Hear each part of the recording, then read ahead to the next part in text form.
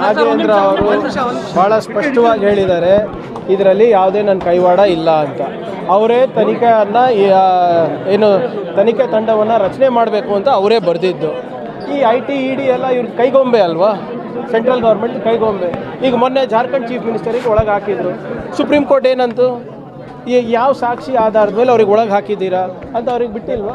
ಆದರೆ 60-70 ದಿನ 80 ದಿನ ಚುನಾವಣೆ ಸಂದರ್ಭದಲ್ಲಿ ಅವರಿಗೆಲ್ಲರಿಗೂ ಒಳಗೆ ಇಟ್ಟಿದ್ರು. ಅವರು ನೋಡಿ ಏನು ದಾಖಲೆಗಳು ಕೊಟ್ಟಿದ್ದಾರೆ, ಏನು ವಿಚಾರಣೆ ಮಾಡ್ತಾರೆ ನೋಡೋಣ. ನಾವು ಯಾವುದೂ ಕೂಡ ಹಸ್ತಕ್ಷೇಪ ಮಾಡಲಿಕ್ಕೆ ರೆಡಿ ಇಲ್ಲ. ಮಾನ್ಯ ಮುಖ್ಯಮಂತ್ರಿಗಳು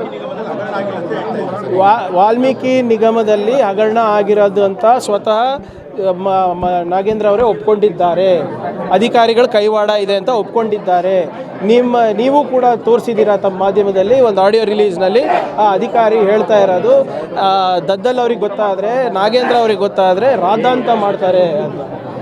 ನಾವು ನಡೆದಿಲ್ಲ ಅಂತ ಹೇಳ್ತಾ ಇಲ್ಲ, ಇವ್ರು ಮಾಡಿಲ್ಲ ಅಂತ ಹೇಳ್ತಾ ಇರೋದಲ್ವ. ಅಧಿಕಾರಿಗಳು ಕೈವಾಡ ಇದೆ. ಈಗ ಅವರೇ ಅಧಿಕಾರಿನೇ ಭಾಳ ಸ್ಪಷ್ಟವಾಗಿ ನಿಮ್ಮ ಆಡಿಯೋ ಇದರಲ್ಲಿ ಹೇಳ್ತಾರೆ, ನಾವೆಲ್ಲ ಫೇಕ್ ಇದೆ ಅಂತ ಹೇಳ್ಬಿಡೋಣ ಅಂತ ಹೇಳ್ತಾರೆ. ಅಂದರೆ ಅರ್ಥ ಏನು? ಮಾಡಿರೋದಂತ ಗೊತ್ತಿದೆ ಅಂತ ಅವರಿಗೆ.